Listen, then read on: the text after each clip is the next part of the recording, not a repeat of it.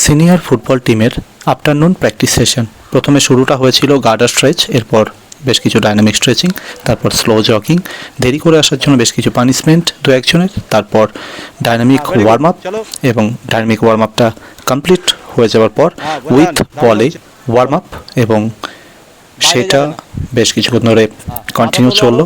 বেশ কিছু প্লেয়ার কিন্তু অনেক দিন পর টিমের সাথে জয়েন করেছে, তো বল যত বেশি সম্ভব তাদের পায়ে কানেক্ট হওয়াটা ভীষণ জরুরি ছিল।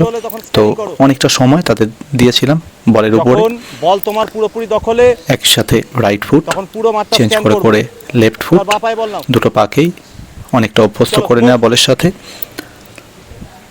এভাবেই এগিয়ে চলছিল। টাচ সফট হবে, সফট মিন্স নরম, হালকা হালকা টাচ হবে, বাট স্টিডি টাচ হবে, কন্ট্রোলে থাকবে বল। যতটা সম্ভব সময় যতটা ওদেরকে পারবো দিয়েছি বাঁ পাটাই ব্যবহার করব বলের সাথে কানেক্টেড হওয়ার জন্য, কারণ ইন ম্যাক্সিমাম টাইম। দীর্ঘদিন পর প্র্যাকটিসে ফিরলে বলের সাথে কানেক্ট হওয়াটা ভীষণভাবে জরুরি। যখনই ফাঁকা তো জায়গায় যেহেতু যাচ্ছো, বেশ কিছু প্লেয়ার when you go অনেকদিন বলের সাথে in the কানেক্টেড free ছিল space, না, সেই জন্য ওদের you have to scan the ground. With বলে কানেক্টেড হওয়াটা ভীষণ জরুরি মনে হয়েছিল আমার কাছে, হ্যাঁ, well done.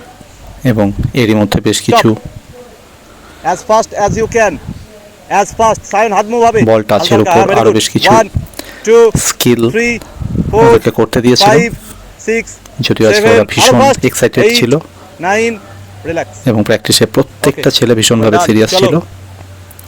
এরপর চলে গেলাম বেশ কিছু টেকনিক্যাল পার্টের দিকে, কারণ টেকনিক্যালি ওরা বেশ কিছুটা উইক হয়ে গেছে, যে প্লেয়ারগুলো আর কি মাঠের বাইরে ছিল। তো টেকনিক্যালি ওদেরকে কিছুটা পিছনটা স্ক্যান করে নেব, ছাড়িয়ে নেওয়ার চেষ্টা করলাম। তো দেখলাম মোটামুটি অনেকেই বেশ ভালো জায়গাতেই আছে, দু একজনের একটু প্রবলেম হচ্ছিল। তো যত বেশি ওরা বলের সাথে কানেক্টেড হয়েছে তত কিন্তু সে প্রবলেমগুলো সলভ হয়েছে।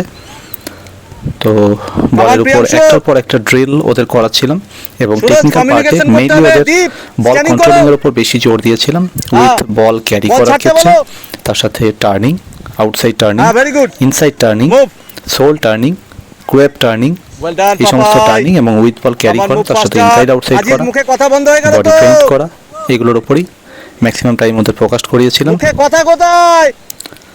এরই মধ্যে দুজন গোলকিপারও ছিল, তাদেরকেও উইথ বলে আরও টেকনিক্যালি সাউন্ড করানোর চেষ্টা করেছিলাম, কারণ মডার্ন ফুটবল বা আধুনিক ফুটবলে কিন্তু গোলকিপারদের উইথ বলে ভালো হওয়াটা ভীষণ জরুরি।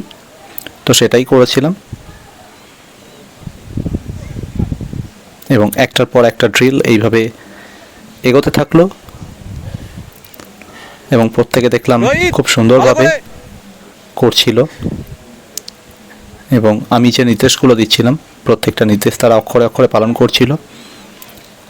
এমনিতেই ওরা যে কোনো নির্দেশ দিলে ভীষণভাবে সেটা মেনে চলার চেষ্টা করে।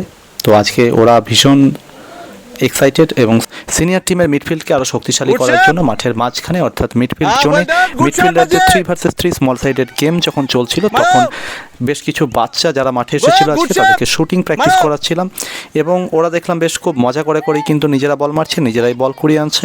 এবং এই শুটিংয়ে গোলকিপার একজন জুনিয়র গোলকিপার ছিল, তাকেও যেমন রেখেছিলাম, বড় দুইজন গোলকিপারকেও কিন্তু রেখেছিলাম, কারণ দেখলাম তাদেরও বেশ কিছুটা প্র্যাকটিস হয়ে যাবে।